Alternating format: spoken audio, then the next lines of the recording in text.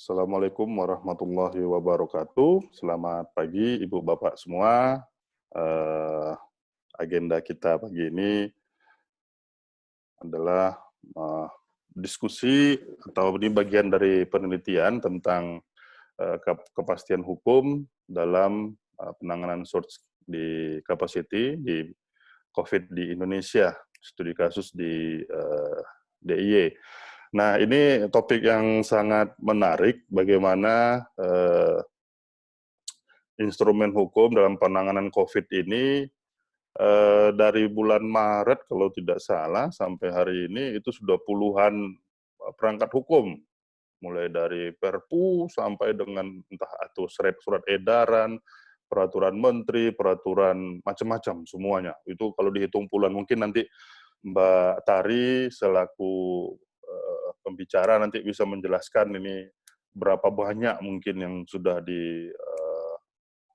dibuat oleh pemerintah ini, mulai dari presiden sampai dengan kepala daerah, Pak Menteri dan segala macamnya. Nah, jadi pagi ini kita akan membahas mengenai kepastian hukum. Pembicara kita pagi ini adalah Mbak Tari. Mbak Tari adalah peneliti di PKMK, FKKMK, UGM. Nanti dibahas oleh Ibu Dr. Rimawati ya, dari Fakultas Hukum Universitas Gadjah Mada, kemudian nanti juga oleh Dr. Pak Darwito, SH, SPB. Jadi kepastian hukum tentunya karena ini kita ada di pusat studi yang terkait dengan manajemen kesehatan, mungkin nanti bisa dijelaskan lagi oleh Mbak Tari di lingkup ranah hukum mana yang menjadi kepastian hukum, apakah seperti di peraturan Menteri Keuangan masuk nggak di sini kan begitu, terutama terkait dengan pajak. Karena pajak juga nakes ini sekarang nggak galau ini, karena penghasilannya sedikit turun atau mungkin naik, tapi terkait dengan pajak, apakah free atau tidak.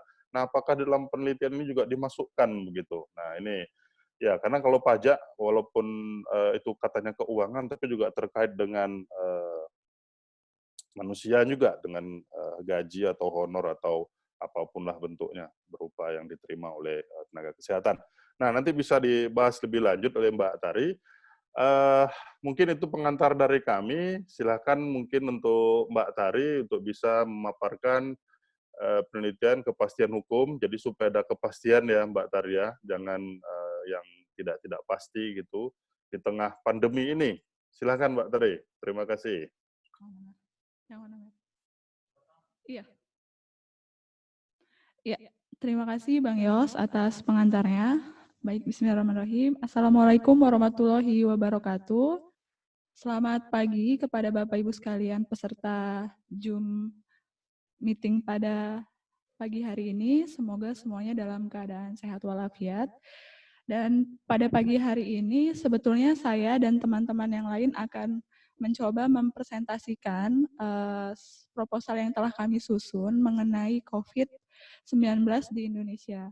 Proposal ini atau proposal penelitian ini saya susun tidak sendiri, tapi saya bersama dua teman saya, yaitu Mas Fahmi Alfian, juga satu lagi Mas Irfan Maulana. Nanti rekan saya juga akan ikut memberikan sedikit keterangan mengenai apa yang telah kita analisis atau kita identifikasi dalam pandemi COVID dengan isunya isu hukum. Nah, jadi Bapak Ibu sekalian, proposal kami ini berjudul Kepastian Hukum dalam Penanganan Surge Capacity Pandemi COVID-19 di Indonesia. Kepastian hukum ini kami analisis dengan dua aspek, yaitu aspek tanggung jawab hukum dan aspek perlindungan hukum, yaitu bagi tenaga kesehatan, bagi rumah sakit, juga bagi pasien. Waktu menyusun proposal ini kami juga merasakan bahwa banyak sekali poin-poin penting yang sebetulnya perlu dikaji lebih dalam.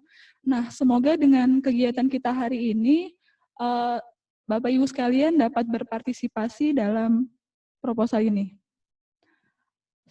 Jadi pada pagi hari ini saya hanya akan menampilkan 3 poin, yaitu pendahuluan, landasan teori, dan metode penelitian dari penelitian COVID ini. Bapak Ibu sekalian, kalau misalnya kita lihat tatanan pelaksanaan COVID-19 sebagai bencana non-alam di Indonesia itu telah banyak diatur dan cukup lengkap. Namun, kami mengidentifikasi bahwa beberapa isu mengenai tanggung jawab hukum untuk tenaga medis, pasien, ataupun rumah sakit, kami rasa masih belum banyak diperhatikan. Padahal kalau misalnya kita belajar dari negara lain atau pengalaman negara lain saat menghadapi bencana alam maupun non-alam, rumah sakit, puskesmas, dan tenaga kesehatan itu memegang peranan penting dalam keadaan darurat medis. Dan kalau misalnya kita lihat pada Kompas bulan April lalu, itu ada 18 dokter yang sudah berpulang. Kemudian juga ada 2 perawat yang meninggal, dan ada 46 tenaga medis terinfeksi wabah ini. Ini tentu berita buruk. Kalau misalnya kita lihat kurva pada hari ini, itu belum terjadi penurunan, khususnya untuk di Yogyakarta. Kemudian keadaan ini mungkin akan berpotensi bertambah parah apabila keadaan physical distancing atau PSBB kita mengenalnya itu tidak diperketat. Dan suatu kecemasan ketika kita melihat atau mendengarkan berbagai diskusi yang berlangsung bahwa banyak pakar kesehatan yang menyatakan rata-rata rumah sakit di Indonesia belum siap menangani pandemik ini. Kalau misalnya Bapak Ibu lihat sekalian, kurva di monitor masing-masing itu untuk wilayah Yogyakarta jumlahnya tetap naik. Warna orange terus naik. Nah, kalau misalnya kita belajar dari peristiwa badai Katrina, ternyata Jaksa Agung Luciana pada tahun 2005 itu pernah melaporkan 6 rumah sakit dan 4 fasilitas keperawatan yang diduga tidak memberikan pelayanan memadai pada pasien badai Katrina.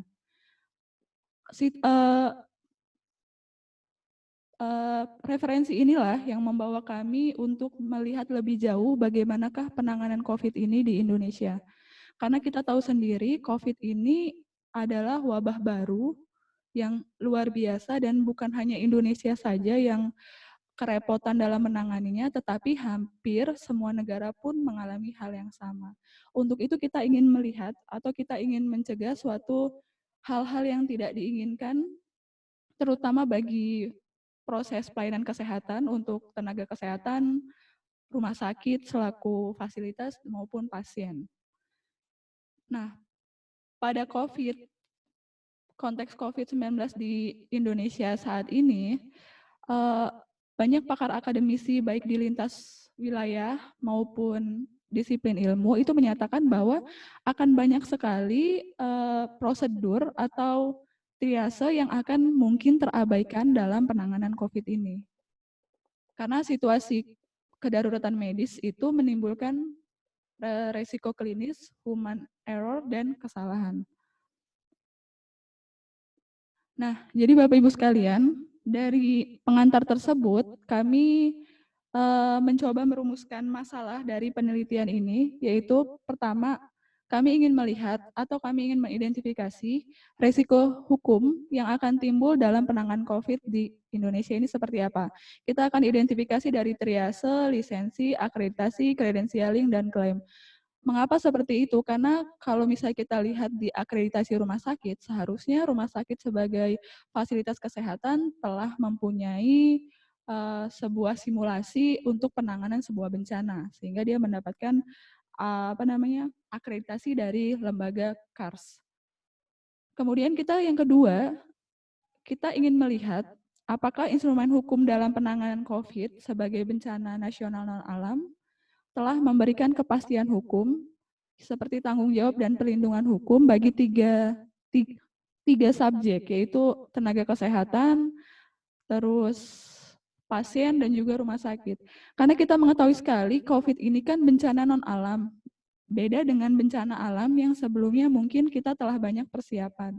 Kalau misalnya kita lihat dari perkembangan diskusi yang dilaksanakan melalui webinar, itu kentara sekali bahwa bencana non-alam ini memang persiapannya masih kurang daripada bencana alam yang telah sering menjadi pengalaman kita, jadi kita sudah siap. Dan yang ketiga, kita ingin melihat ketika terjadi suatu peristiwa hukum di mana itu bisa dikatakan kelalaian atau memang terjadi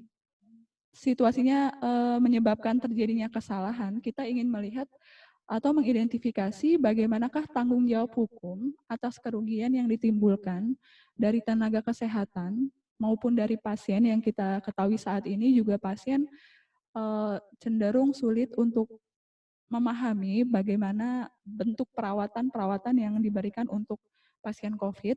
Juga kita ingin lihat tanggung jawab dari rumah sakit yang apakah benar-benar telah menyiapkan atau menyediakan baik itu regulasi maupun sarana dan prasarana yang aman untuk pasien dan untuk tenaga kesehatannya dalam proses penanganan COVID yang kita juga nggak tahu apakah nanti di kemudian hari akan terjadi surge capacity yang itu artinya banyak sekali pasien yang akan dirawat di rumah sakit.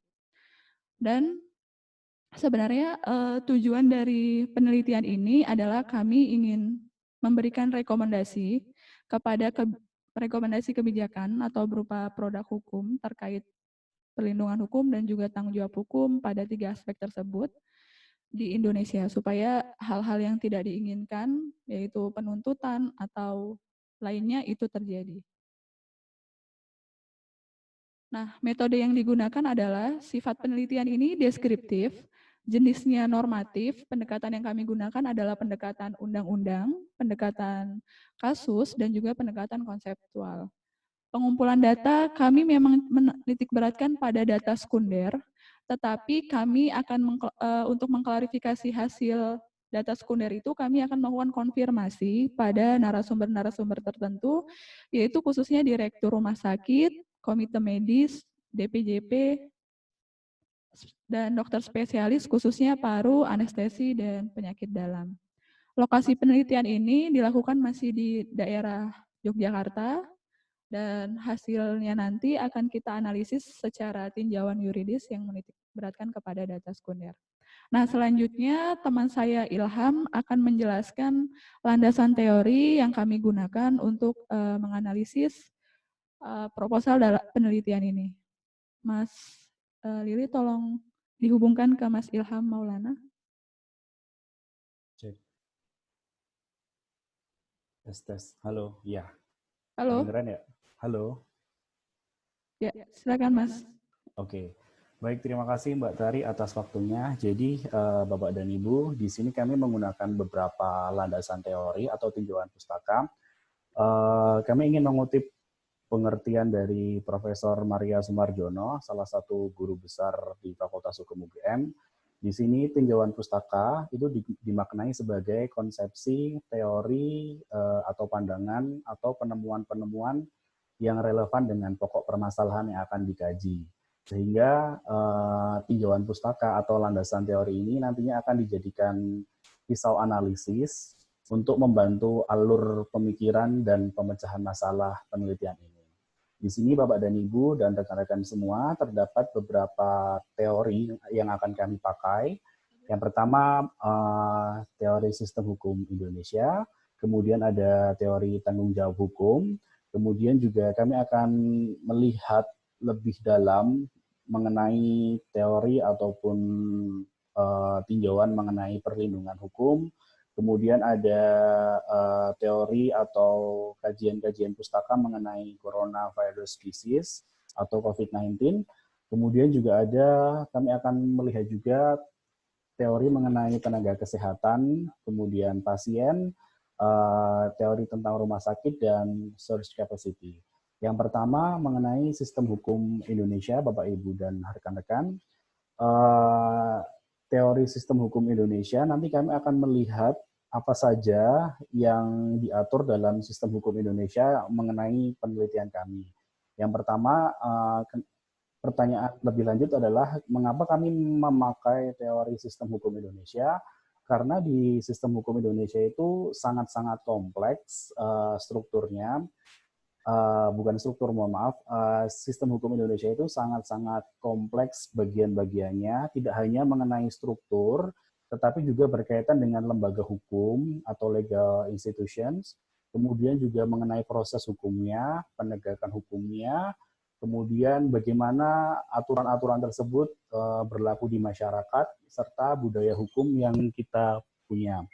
Kemudian mengenai sistem hukum Indonesia ini, di sini kami juga nanti akan menyarikan 3 teori nilai dasar hukum oleh Gustav Radbruch, di mana hukum itu mempunyai 3 nilai dasar.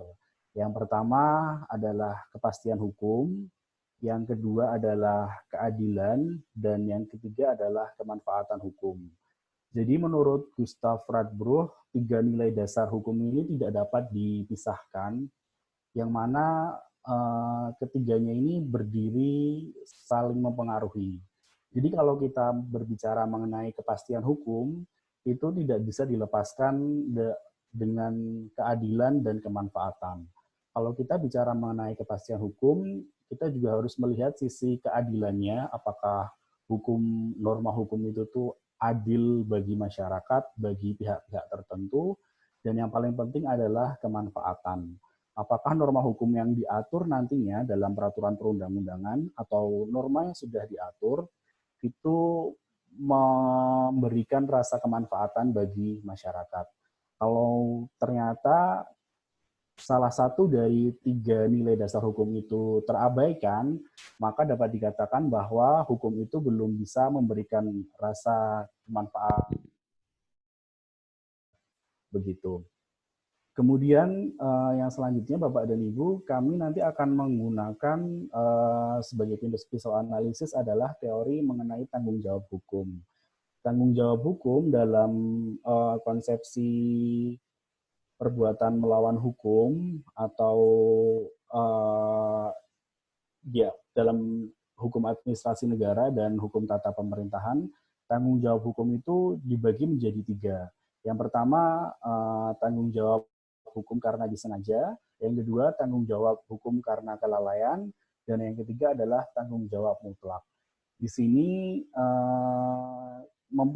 masing-masing mempunyai konsekuensi yang berbeda-beda. Jadi kalau misalnya kita melakukan perbuatan kesalahan yang karena disengaja atau karena kelalaian, itu masing-masing mempunyai konsekuensi atau tanggung jawab yang berbeda-beda, tidak bisa disamakan. Seperti karena disengaja, kita melakukan kesalahan yang disengaja, itu punya tanggung jawab yang berbeda dengan apabila kita melakukan kesalahan karena kelalaian. Jadi keduanya berbeda pula dengan tanggung jawab mutlak, di mana kalau kita melakukan kesalahan yang ternyata perbuatan itu sudah diatur merupakan tanggung jawab mutlak, kita tidak tahu apakah motif kita itu benar atau salah, tapi perbuatan kita itu tetap nanti akan dihukum.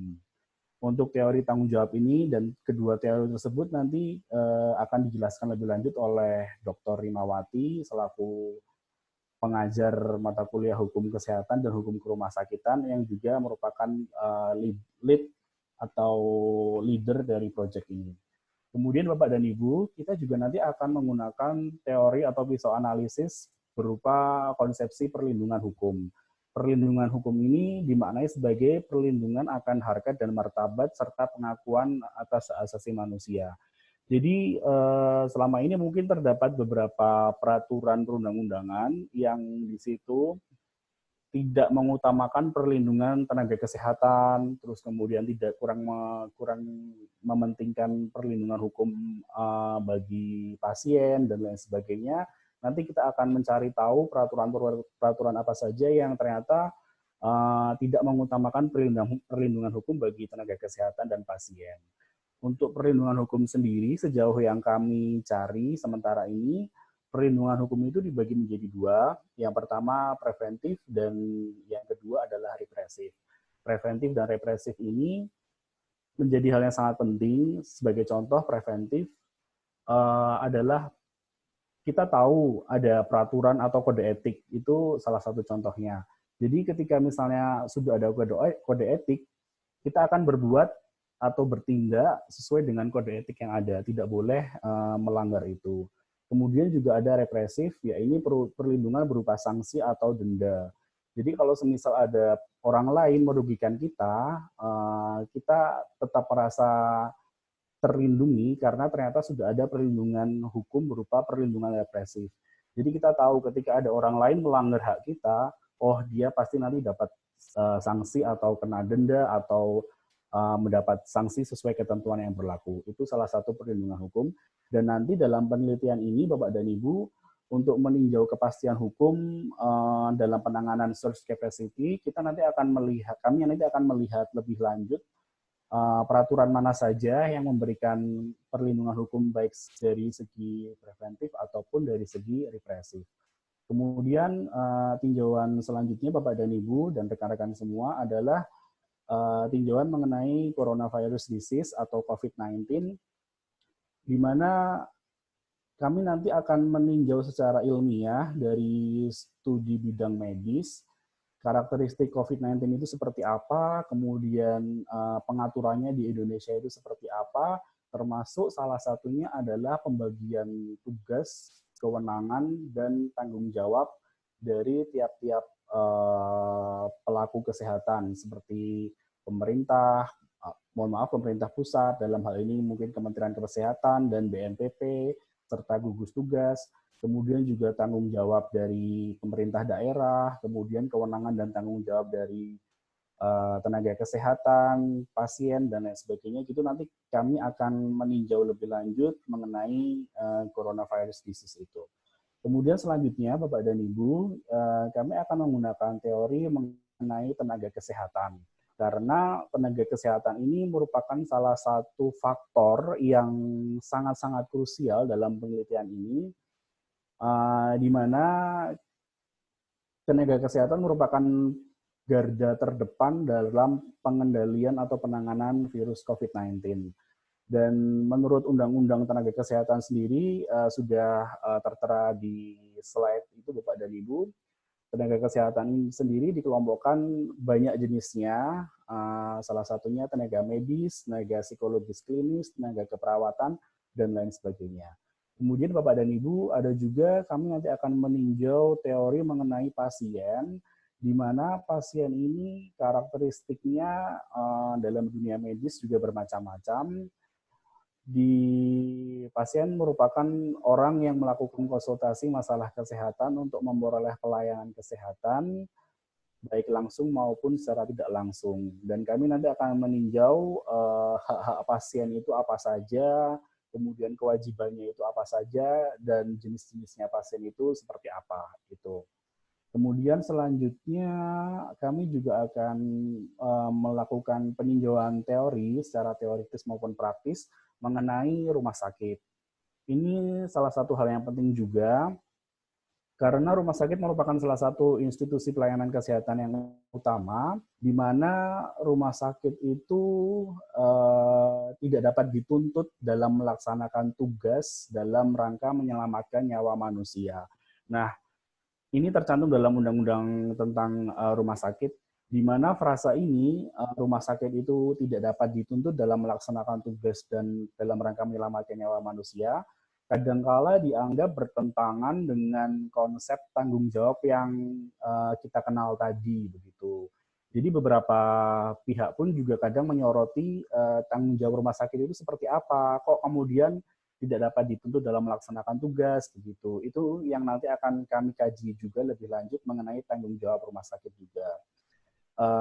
Dan kemudian Bapak dan Ibu ada satu teori terakhir atau satu konsepsi terakhir yang nanti akan kami bedah lebih lanjut, yakni mengenai search capacity. Nah, search capacity ini kami dengar konsep ini merupakan konsep yang sangat-sangat baru, bahkan beberapa orang-orang dari Kemenkes pun juga menyadari konsep ini benar-benar baru di saat outbreak ini atau wabah ini tuh muncul begitu. Jadi search capacity ini merupakan konsep yang lazim ditemukan sebenarnya dalam organisasi pelayanan kesehatan. Search capacity ini merupakan sistem untuk menambah kapasitas secara cepat di luar kondisi normal. Jadi seperti yang kita ketahui dengan banyaknya pasien COVID-19 kemarin, pemerintah dalam hal ini Kementerian Kesehatan melalui berbagai rumah sakit yang ada itu dipaksa untuk menambah kapasitas di luar kemampuan normal begitu.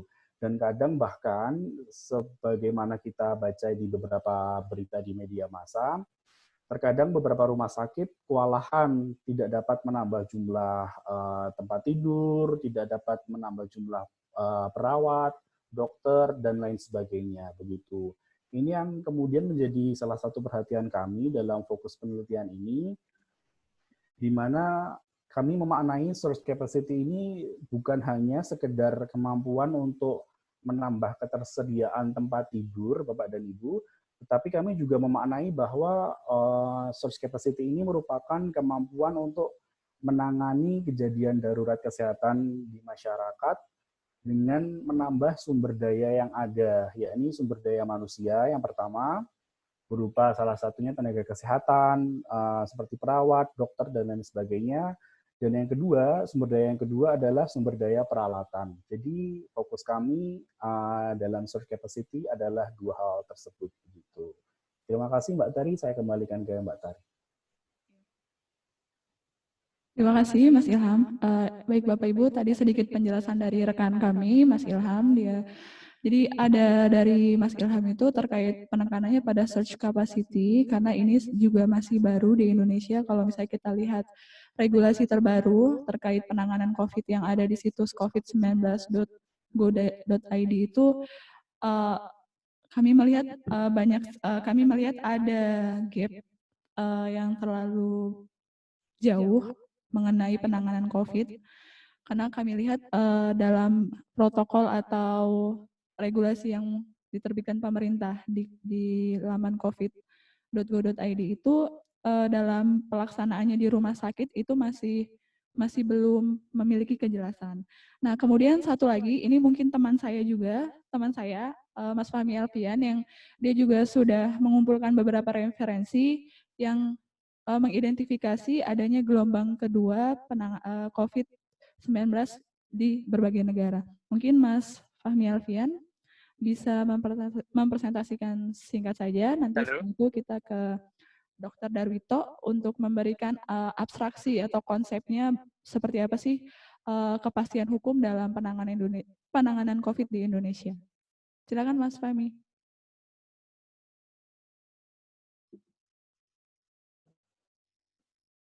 Bisa dibuka, Mas. Udah.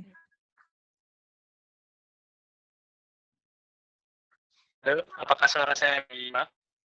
Iya. Halo. Halo.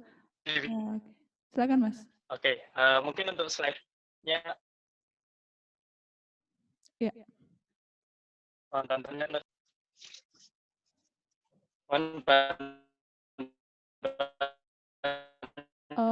Halo, Mas Fahmi, suaranya belum terdengar dengan jelas.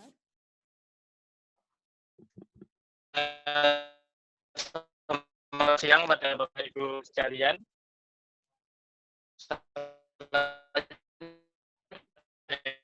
Halo, Mas, maaf, suaranya putus-putus.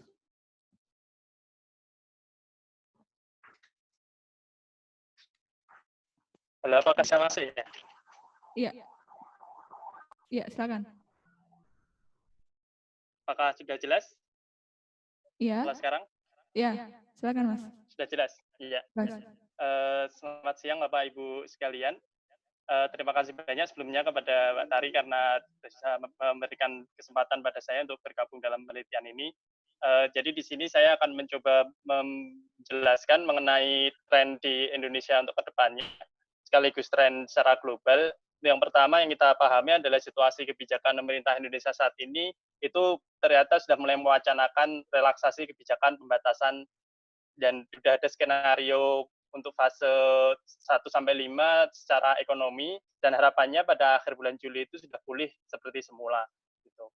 Namun kondisi itu tidak diikuti dengan suatu gating kriteria kalau kita mengacu pada kondisi di luar negeri, yaitu semacam kriteria batasan-batasan tertentu apakah relaksasi ini bisa diterapkan apabila suatu daerah atau negara itu sudah memiliki gating kriteria. Misalnya kalau di Amerika itu mereka menetapkan bahwa harus ada penurunan kasus selama 14 hari berturut-turut di Amerika Serikat. Atau bahkan kalau menurut Bapak Tri Yunis Miko dari Kompas, itu beliau adalah Kepala Departemen Epidemiologi Universitas Indonesia, beliau menjelaskan bahwa seharusnya bahkan gating kriteria ini adalah 0 kasus gitu. Sedangkan kondisi Indonesia saat ini itu posisi kurvanya masih meningkat, belum melandai atau bahkan menurun. Sehingga kalau misalnya masih ada 10 kasus saja, nanti ada kemungkinan bahwa wabahnya itu akan meningkat kembali gitu. Nah, kemudian pada artikel The Lancet kita bisa menemukan bahwa peneliti sebenarnya sudah melakukan pemodelan dan kemudian menyimpulkan bahwa relaksasi kebijakan pembatasan yang prematur dapat menimbulkan infeksi gelombang kedua. Nah, ini kemungkinan yang akan diambil Indonesia, apalagi muncul wacana bahwa pemerintah akan membebaskan untuk warga yang berusia kurang dari 45 tahun untuk dibebaskan bekerja kembali dengan alasan untuk menghindari PHK yang saat ini hingga mencapai angka hampir 2 juta orang. Gitu. Kemudian di penelitian yang lainnya, itu menyarankan bahwa pemantauan secara ketat dengan mengamati transmisi secara real time itu dapat membantu untuk memastikan bahwa jumlah infeksi ini tidak melebihi surge capacity dari sistem kesehatan. Nah, ini kemudian hal yang perlu dicermati adalah surge capacity dari sistem kesehatan itu sendiri. Jadi apakah pemerintah Indonesia saat ini juga sudah mempertimbangkan itu ketika melakukan relaksasi atau sekedar hanya terburu-buru untuk kemudian hanya mengikuti tren yang di negara lain. Nah, ini mungkin nanti juga bisa dievaluasi, termasuk nanti konsekuensi secara hukum, dampaknya ke sistem kesehatan juga seperti apa. Ya, mungkin itu saja, Pak, yang dapat saya sampaikan terkait dengan tren di Indonesia ke depannya. Saya kembali kepada Pak Ari. Ya, terima kasih Mas Fahmi. Ya, tadi Bapak Ibu sekalian dipaparkan oleh Mas Fahmi terkait referensinya mengenai potensi gelombang kedua COVID-19. Jadi kami sudah mengumpulkan beberapa materi yang dapat ibaratnya memperkuat penelitian ini untuk terus dilakukan. Setidaknya kami meskipun misalnya nanti Prima dapat menjelaskan apakah regulasinya memang sudah ada atau belum, tetapi kami ingin mendokumentasikan proses penanganan pelayanan kesehatan COVID ini di Rumah Sakit DIY sebagai percontohan nanti dan harapannya bisa menjadi rekomendasi bagi pemerintah agar kemudian hari dapat dicegah peristiwa-peristiwa yang tidak diinginkan. Selanjutnya mungkin saya serahkan kepada moderator, Pak Yos. Ya, terima kasih Mbak Tari. Ya, tadi sudah dipaparkan oleh Mbak Tari, Mas Ilham, dan Mas Fahmi mengenai penelitian ini. Nanti ada Pak Darwito dan Bu Rima yang merupakan bagian dari tim penelitian, tapi kami di sesi ini mengharapkan Pak Darwito terlebih dahulu nih. Selamat pagi Pak Darwito, kami sapa dulu Pak Darwito. Pagi Mas.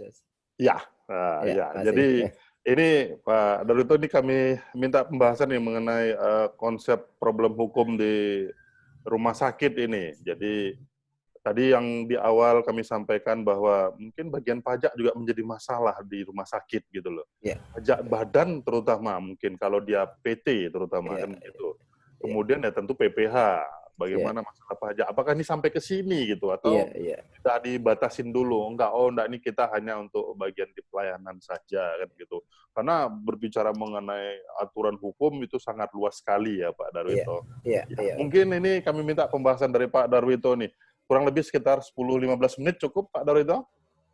Ya, terima kasih Mas Yos. Mungkin Mbak Ita tolong dipaparkan atau ditayangkan tentang slide saya tadi.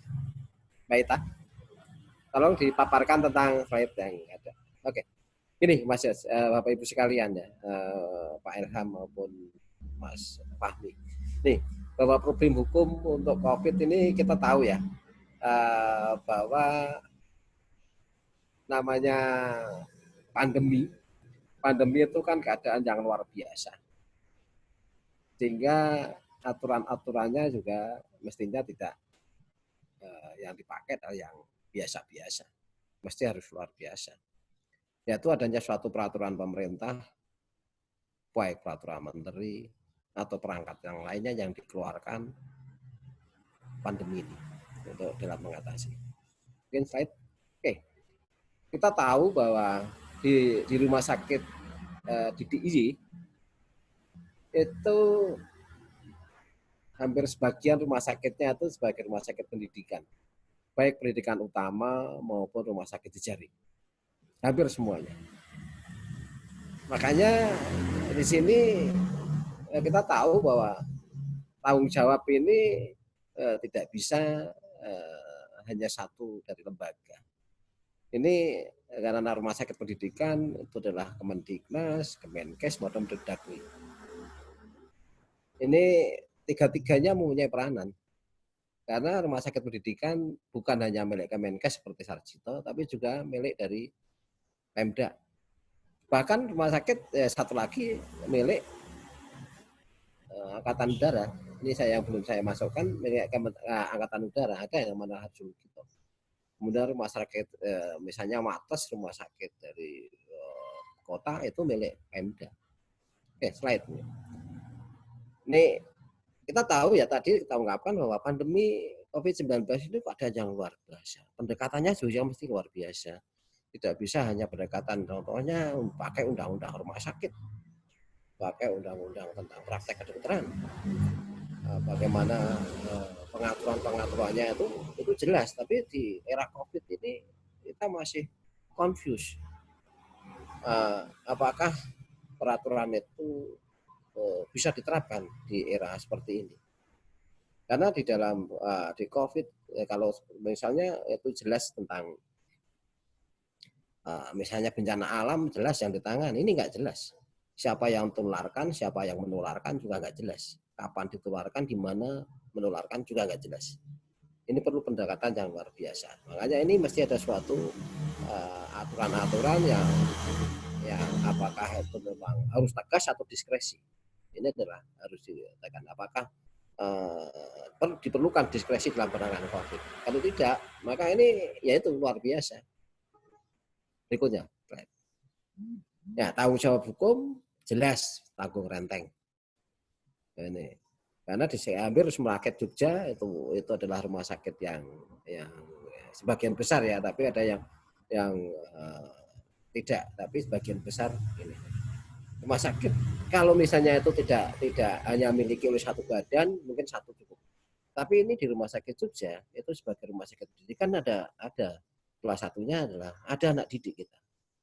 Yaitu di situ ada mesti harus tanggung jawabnya Kemendiknas, Kemenkes maupun Mendagri. Atau memang bisa dipecah-pecah satu. Kalau memang dia hanya miliknya tanpa ada pendidikannya, maka Mendagri lah. Kalau yang itu milik Pemda. Tapi kalau milik Kemenkes itu bukan anak didik, nggak ada anak didiknya, maka itu adalah satu. Kemudian ada Kemendiknas. Kalau di situ memang rumah sakit pendidikan. Tapi rumah sakit pendidikan itu ada yang namanya milik Mendiknas sendiri. Tapi juga di situ terkaitan dengan para tenaga profesi. Ini juga Kemenkes yang ngaturnya. Ya. Ini apakah dananya itu sendiri-sendiri? Ini mestinya adalah pemerintah pusat atau ditanggung oleh tim misalnya atau satgas. Right?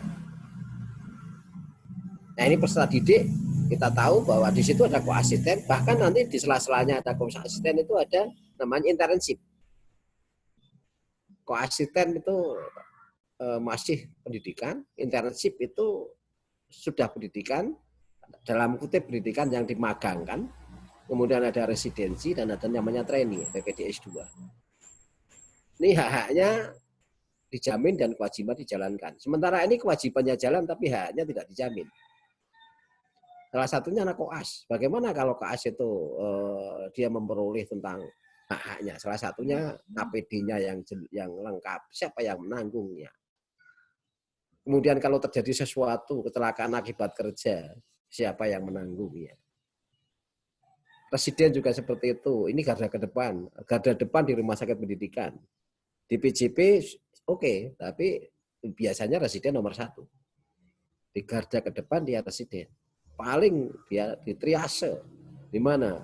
Termasuk paparan pertama adalah residen. Bahkan kasus yang di rumah sakit Karyadi 46 itu hampir residennya 45. atau paling tidak residennya lebih dari 40. Yang 5 adalah DPJP. Kemudian trainee juga sama. Ini adalah perlu diatur, apakah ada pengaturannya. Karena sementara ini dianggap sebagai tanggung jawab rumah sakit, tidak bisa ini tinggal rumah sakit yang ditempati. Mestinya harus ada ini. Nah, ini perlu dipikirkan. Apakah ada aturannya jelas? Karena ini kalau sebagai peserta didik, undang-undang Dikdok juga nggak akan mampu untuk seperti ini. Slide mungkin. Gini Mas Yos, saya setuju Mas Yos. Ini adalah sebagaimana nantinya dari ketiganya dan satu DPJP, artinya dokter atau perawat atau yang lain, itu mestinya di era seperti ini dia mempunyai sebagai garda depan, sebagai pasukan tempur yang pertama di ujungnya. Satu, kemungkinan kita usulkan itu, apakah perlu namanya koas itu mungkin dibebaskan biaya SPP-nya. Presiden juga sama. Trainee juga sama. Selain hak-haknya. Karena dia belum dapat, ini adalah bukan untuk pendapatan. Tapi yang DPJP yang juga sama terpaparnya, dari mulai atau perawat atau tenaga yang lain, mungkin ada suatu namanya restriksi tentang pajaknya. Karena sementara ini belum terpikirkan. Yang dipikirkan adalah yang gede-gede. Tapi yang kecil-kecil, garda ke depan ini, padahal ini ujung tombak keberhasilan dalam penanganan COVID. Dalam artian bukan, dia adalah sebagai ujung tombaknya dalam hal penanganan ini. Sehingga ke depan itu perlu ada suatu pengaturan, terutama adalah di Kemenku yang mungkin, atau Kemendiknas, tentang pembebasan biaya selama COVID ini, residen atau koas, kemudian trainee dibebaskan dari biayanya. Tentang keringanan pajak juga sama dia di PJP dan yang lain. Karena kita tahu tidak sebanding resiko antara resiko dengan suatu insentif yang diberikan oleh pemerintah. Selama kita misalnya kena pajak yang insentifnya hanya berapa, misalnya 15 juta, tapi kena pajak kumulatif sama saja. Ini adalah bagaimana kepercayaan kita pada tenaga medis yang diungkapkan oleh tadi Pak Fahmi maupun Mas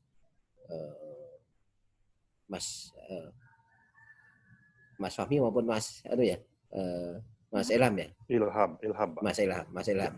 Ini memang kita sangat konsen Mas Yos, karena kita antara hak dan kewajiban masih imbang.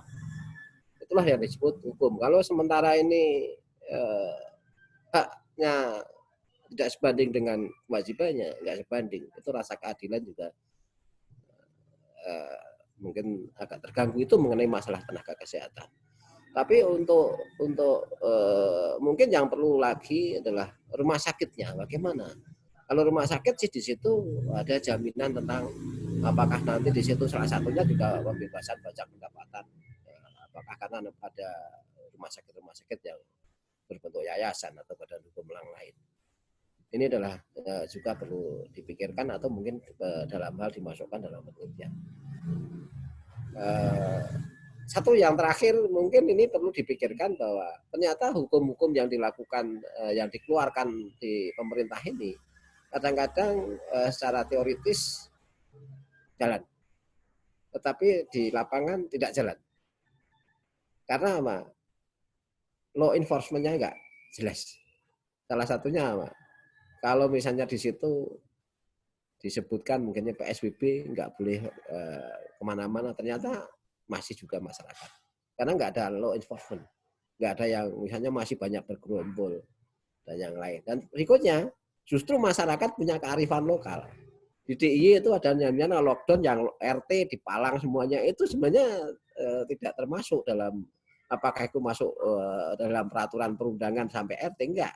Tapi masyarakat sendiri membentuk undang-undang sendiri yang dianggap untuk melindungi dirinya sendiri.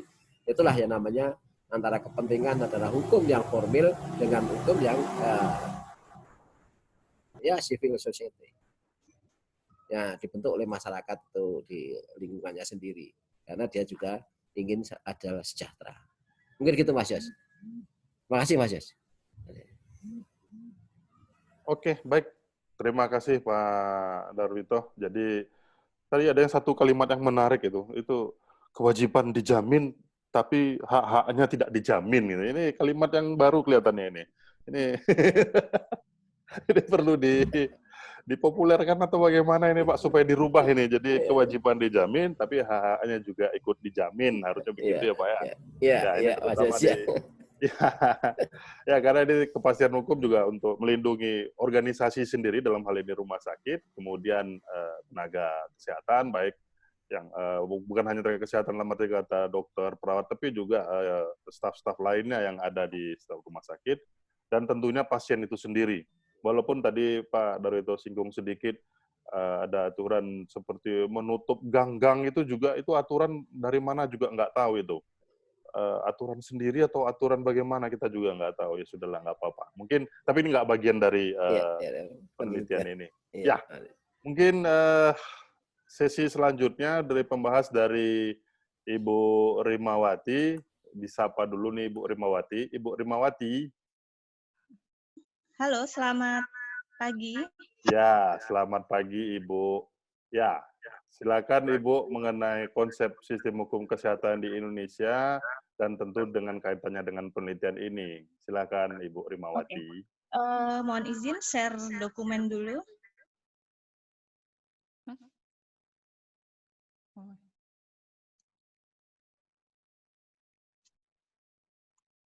Ya, 15-20 menit aja Ibu Rimawati ya. Iya, baik.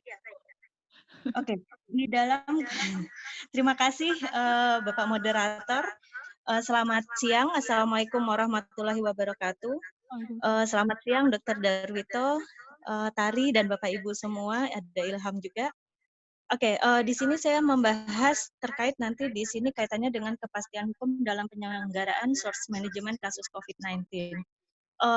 Secara garis besar, di sini saya membagi ketiga kelompok di dalam kajian riset ini yang harus diperhatikan. Yang pertama dalam konteks perspektif hukum, yaitu penyelenggaraan pelayanan kesehatan. Dalam perspektif hukum seperti apa? Lalu kita melihat lagi di sini yang perlu diperhatikan adalah sistem hukumnya, hukum pelayanan kesehatan dalam kasus penanganan source management di sini. Lalu kita melihat kondisi hukum rumah sakit di sini, baru masuk tadi yang disampaikan oleh Dr. Darwito terkait dengan perlindungan dan tanggung jawab hukum. Nah, yang perlu diperhatikan di sini secara umum dulu, dalam kondisi penyelenggaraan hukum pelayanan kesehatan, kondisi itu bisa dibedakan atas 3, di mana di dalam hukum pelayanan kesehatan itu ada kondisi normal, kondisi emergensi, dan kondisi KLB atau kegawat daruratan yang sekarang kita masukkan sebagai kasus. Kalau kondisi normal, di sini semua aspek legal di dalam hukum rumah sakit kita implementasikan. Jadi tadi kita lihat, kita identifikasi siapa para pihak di dalam penyelenggaraan pelayanan kesehatan tersebut. Jadi kita melihat dalam konteks hukum umumnya jalan. Berarti ada hukum rumah sakit, hukum praktek kedokteran, dan sebagainya itu diimplementasikan sampai aturan legal bagaimana nanti pengaturan terkait dengan konsen dan sebagainya, protap SOP yang ada di rumah sakit tersebut sebagai operator atau penyelenggara pelayanan kesehatan tersebut. Jadi dalam kondisi normal itu tidak bisa diabaikan. Jadi aspek legal hukum itu berlaku. Lalu kalau kita melihat dalam kondisi emergensi, ini biasanya sering terjadi sebelum terjadi COVID-19, kondisi emergensi ini ada penerapan prinsip Good Samaritan. Misalnya dalam kasus kegawat daruratan karena kecelakaan masuk di IGD, dalam kondisi misalkan triase jalan, prinsip hukum umum di dalam pelayanan kesehatan itu dikesampingkan dalam konteks hukum rumah sakit dalam kondisi normal. Artinya tidak perlu dimintakan konsen dan sebagainya. SOP yang diterapkan di internal rumah sakit adalah prinsip Good Samaritan yang didahulukan. Jadi triase di ruang IGD itu berjalan seperti konteks hukum rumah sakit yang dalam konteks emergensi biasa. Nah, sekarang permasalahan yang kita lihat di dalam hukum pelayanan kesehatan pada saat ada lonjakan pasien yang masuk ke rumah sakit melalui pintu IGD atau kita tahu secara umum di dalam hukum pelayanan kesehatan atau hukum rumah sakit, pasien itu masuk ke rumah sakit melalui 2 pintu, umum dan gawat darurat. Nah, tapi pada saat pasien yang datang itu dalam konteks ada lonjakan tidak emergensi seperti kasus-kasus kondisi normal sebelum KLB. Nah, ini kita lihat regulasinya mana yang bisa kita terapkan. Apakah prinsip Good Samaritan itu bisa langsung diimplementasikan dalam penyelenggaraan tersebut? Kenapa? Karena nanti pasien masuk ini tidak langsung serta-merta dia akan dirujuk ke rumah sakit yang lain, atau kalau dia langsung menuju rumah sakit yang ditetapkan sebagai rumah sakit rujukan COVID-19, artinya pasien itu akan ada di rumah sakit dan ada penanganan. Sehingga hukum rumah sakitnya yang ada di dalam rumah sakit itu berlaku atau berjalan. Yang menangani, kita akan masuk ke dalam konteks hukum rumah sakitnya. Regulasinya seperti apa? Apakah dalam konteks di sini pasien tadi kita katakan kondisinya gawat darurat. Nah, kondisi gawat darurat ini seperti apa? Protap yang ada di rumah sakit, apakah itu sudah ada sebelumnya di peraturan internal rumah sakit, di triasenya rumah sakit. Nah, itu yang harus kita lihat di kondisi yang ketiga ini.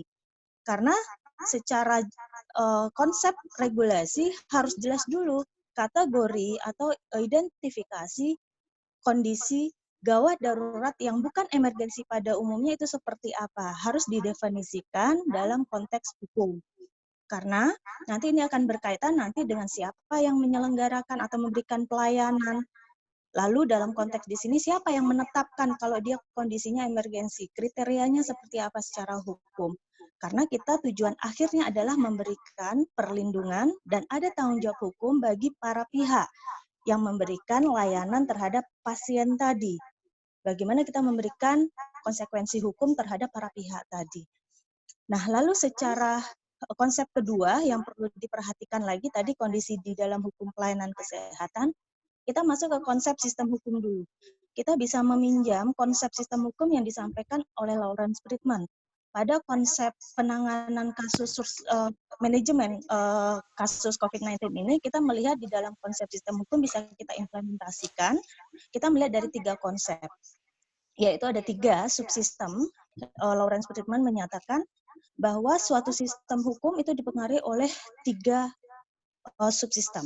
Yang pertama adalah substansi hukum, yang kedua adalah struktur hukum, dan yang ketiga adalah budaya hukum. Nah, kalau kita mereverse ke dalam kondisi penanganan source manajemen kasus COVID-19, kita lihat substansi hukum. Substansi hukum itu apa? Adalah semua regulasi atau kebijakan-kebijakan terkait dengan penanganan source manajemen itu.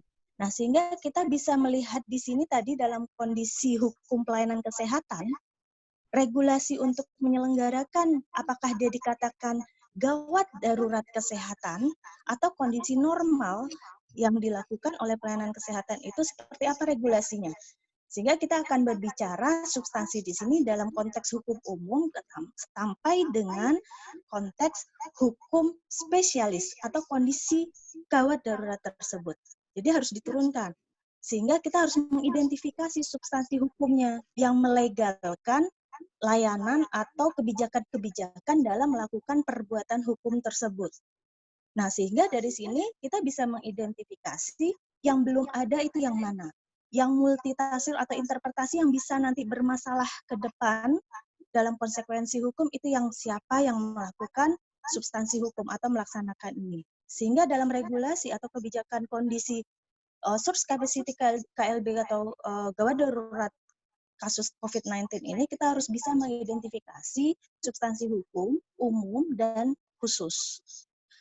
Konsumsi hukum umum kita bisa melihat, kita sudah ada undang-undang karantina, udah ada undang-undang wabah, tapi harus per klausul yang ada di dalam peraturan perundang-undangan tersebut, setiap identifikasi jangan sampai multitafsir dan salah interpretasi untuk mendefinisikan. Dalam penanganan nanti siapa di sini? Karena nanti kita melihat di substansi hukum ini ke struktur hukum. Karena pihak struktur hukumnya adalah pihak-pihak yang menjalankan substansi tadi. Jadi kalau kita lihat di struktur hukum itu nanti bisa diidentifikasi ada regulator, ada operator, ada user yang mendapatkan nanti kaitan di sini yang mendapatkan layanan tersebut. Siapa? Pasien, masyarakat. Nah, sehingga di struktur hukum ini harus link dan match dengan substansi hukumnya. Oke, kita pakai dalam kondisi COVID-19 ada diskresi. Tapi pada saat kita berbicara diskresi, aturan substansi hukum umum ini harus mendefinisikan kalau sudah kondisi normal, itu regulasi yang dibuat pada kondisi diskresi itu harus dicabut.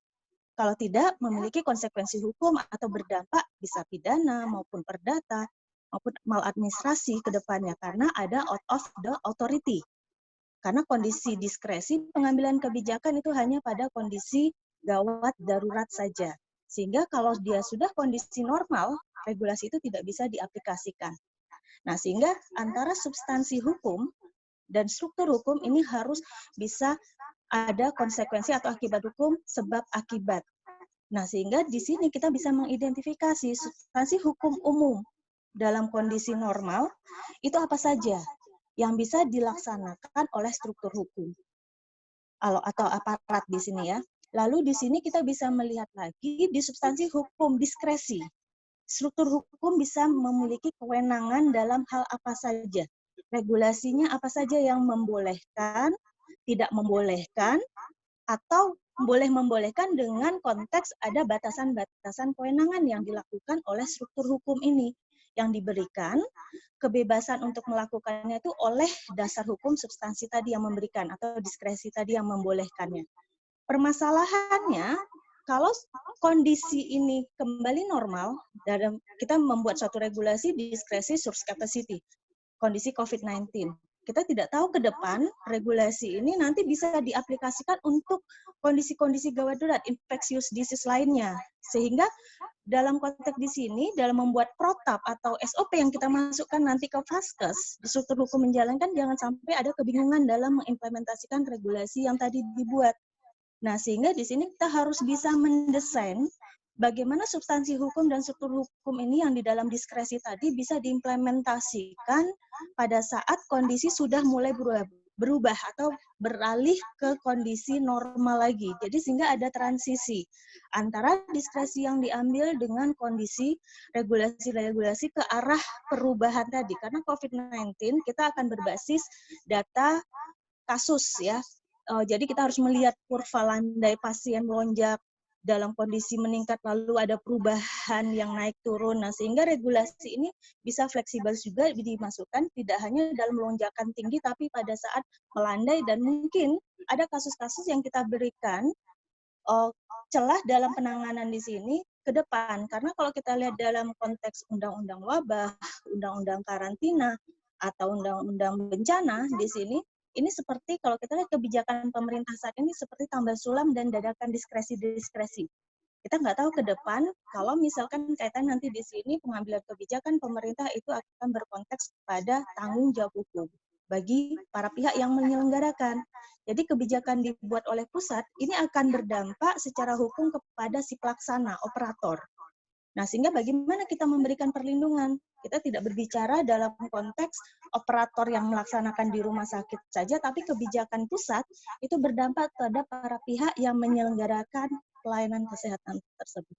Nah, sehingga di budaya hukum ini yang kita akan lihat, regulator tadi atau operator yang melaksanakan itu kepatuhan untuk menjalankan regulasi.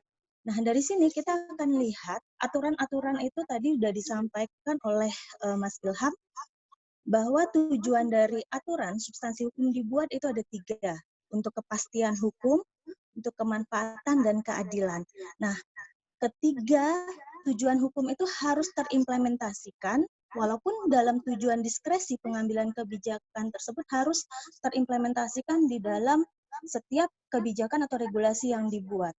Sehingga di sini aparat yang merespon diskresi tadi membuat aturan-aturan dari hukum umum ke konteks spesialis atau kondisi khusus di sini sampai penyelenggara nanti di sini adalah Vaskes untuk menyelenggarakan pelayanan kesehatan itu mengidentifikasikan di mana norma-norma hukum aturan tadi terimplementasikan mewujudkan ketiga hal tadi. Sehingga bagaimana kemanfaatan terutama kepastian hukumnya dan keadilannya itu tercermin di dalam kebijakan-kebijakan dalam kondisi diskresi maupun nanti perubahan beralihan dari kondisi lonjakan pasien dan beralih nanti kondisi yang ada. Sehingga ini ada di mana aturan yang fleksibel itu ada di internalnya rumah sakit. Nah, sehingga di sini kita akan melihat di dalam konteks yang ketiga, di hukum rumah sakitnya, di sini adalah kondisi normal harus kita bedakan dengan kondisi emergensi. Pada kondisi normal, kita bisa mengidentifikasi bahwa para pihak di sini dalam kondisi penanganan capacity management COVID-19 di sini, kita lihat identifikasi para pihak. Yang pertama di sini adalah kita lihat dari operatornya dulu, pelaksananya. Sehingga tadi kalau kita lihat Dr. Darwito menyampaikan, memang hubungannya adalah tanggung renteng. Tapi sebelum tanggung renteng kita melihat di rumah sakitnya, kebijakan hukum umumnya itu seperti apa dulu. Jangan sampai rumah sakit salah. Siapa yang akan diberikan perlindungan, siapa yang akan mempertanggungjawabkan apa yang sudah dilaksanakan. Karena ada kaitannya di sini dalam penyelenggaraan juga alokasi anggaran dari pemerintah pusat. Hukum umumnya seperti apa? Diskresi yang diambil bagaimana? Sampai kapan batas waktunya? Itu harus didefinisikan secara jelas dalam konteks hukum. Nah, sehingga kalau kondisi normal itu jelas. Rumah sakit, dia punya hubungan hukum, dasarnya suatu perlindungan itu harus jelas ada hubungan hukum. Hubungan hukum di sini adalah perjanjian. Nah, perjanjian di sini banyak tenaga-tenaga medis pada saat source capacity manajemen COVID di sini yang diperbantukan, yang ada di rumah sakit tersebut. Nah, hubungan hukumnya dengan si Vaskes itu seperti apa? Itu harus jelas. Status hukumnya untuk memberikan batasan perlindungannya. Jangan sampai nanti kalau kondisi normal kita jelas ada credentialing, ada clinical privilege. Jadi di aturan internal rumah sakit. Sementara yang menyatakan kondisi gawat darurat itu ada suatu peraturan pemerintah yang menyatakan kepres yang menyatakan checking ya, penetapan dari pemerintah bahwa ini adalah kondisi kegawat daruratan kesehatan. Sehingga banyak tenaga-tenaga yang masuk di rumah sakit yang ditunjuk sebagai rujukan. Sehingga pada saat kita memberikan perlindungan di operator, itu harus jelas hubungan dia dengan si Vaskes. Dan Vaskeskum memberikan kewenangan, delegasi kewenangan klinis kepada para pihak yang ada di dalam, itu dasar hukumnya dengan adanya checking yang ditetapkan oleh pemerintah. Jadi ada penanganan, ada lonjakan pasien, sehingga dibutuhkan banyak tenaga kesehatan. Meliputi siapa saja, ada dokter residen, ada trainee, dan sebagainya, dilibatkan dalam penanganan pasien COVID-19.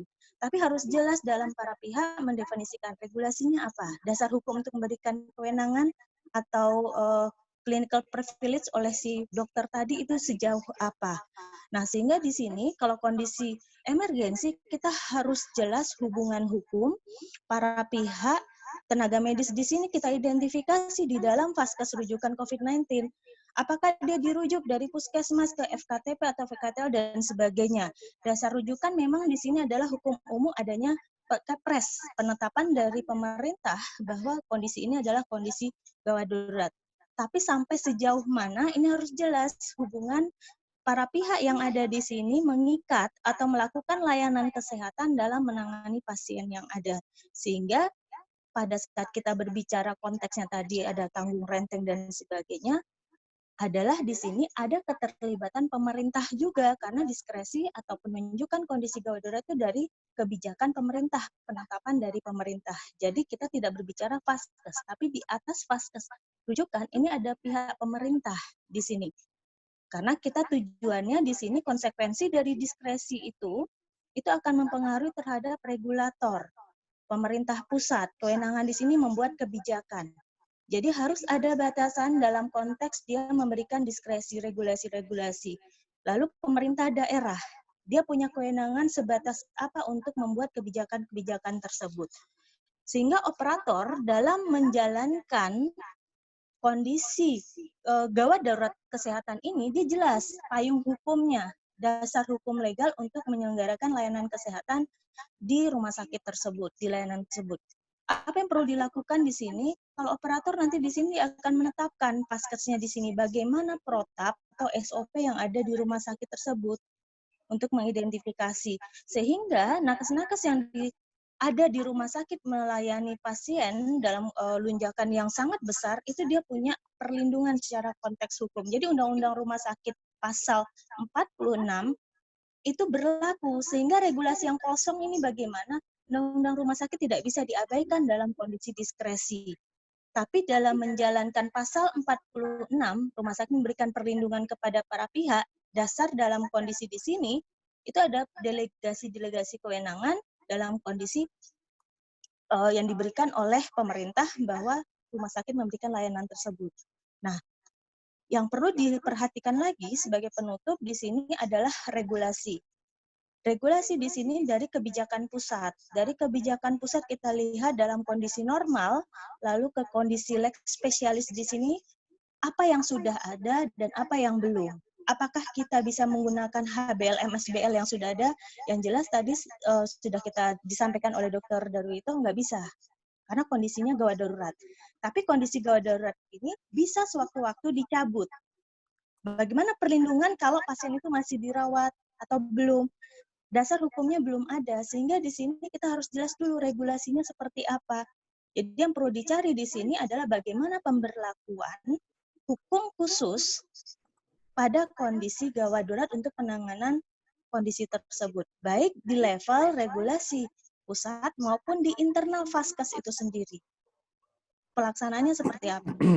Nanti dari sini kita akan melihat bagaimana hubungan hukum para pihaknya yang menjalankan layanan. Kenapa? Dalam kondisi lonjakan pasien tinggi itu hubungan yang terjadi adalah terapeutik, ya, tapi kondisi gawat darurat. Kenapa? Adalah dokter dan pasien.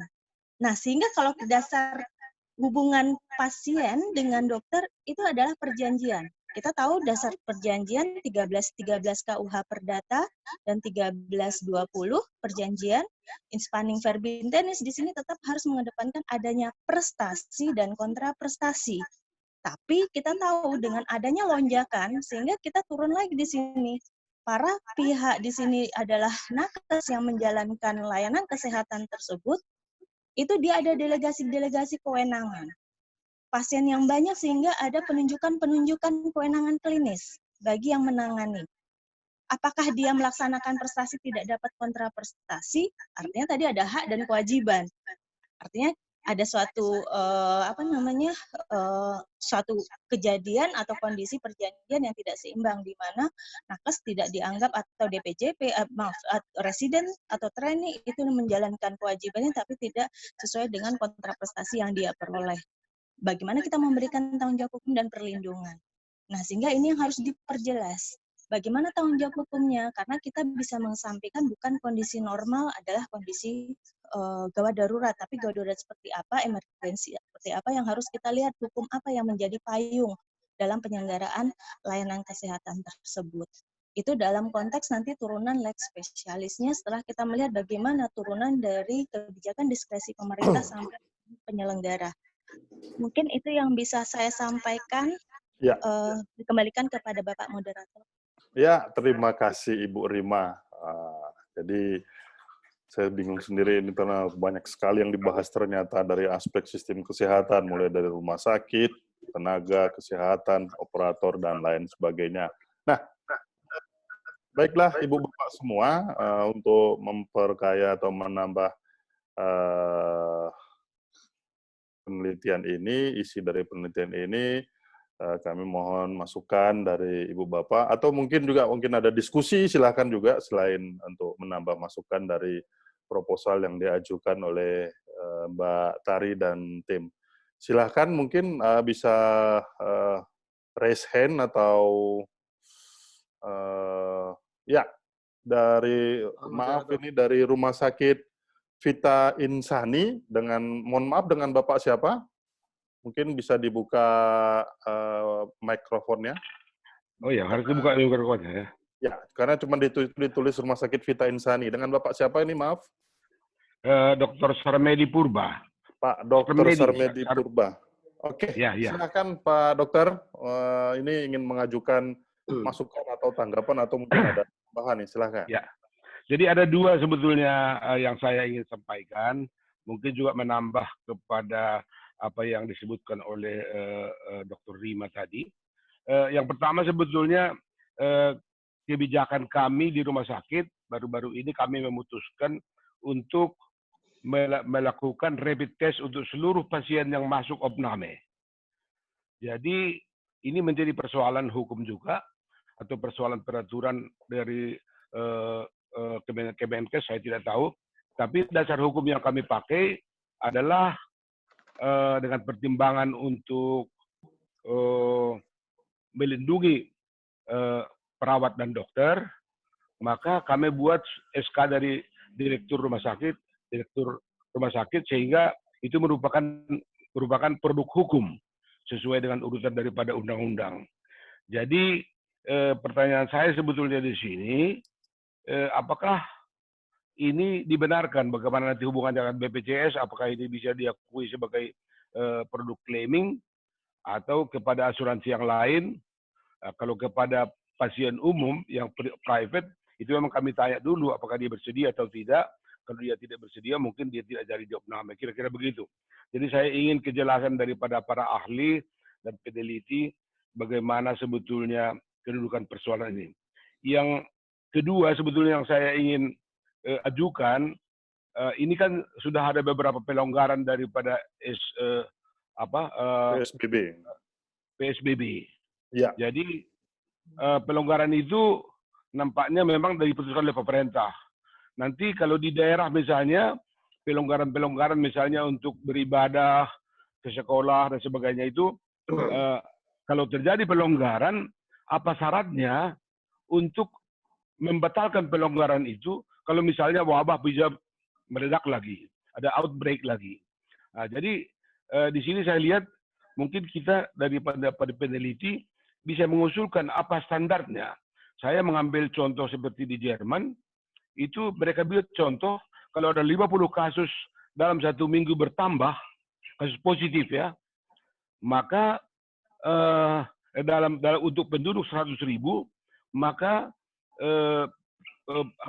pembatasan sosial itu dibatalkan atau dikembalikan kepada semula. Jadi di Indonesia bagaimana? Jadi harus ada sebetulnya rekomendasi berapa sebetulnya apakah ada infeksi baru. Ya. Itu yang saya tangkap, Pak Dokter. Ada lagi, Pak Dokter?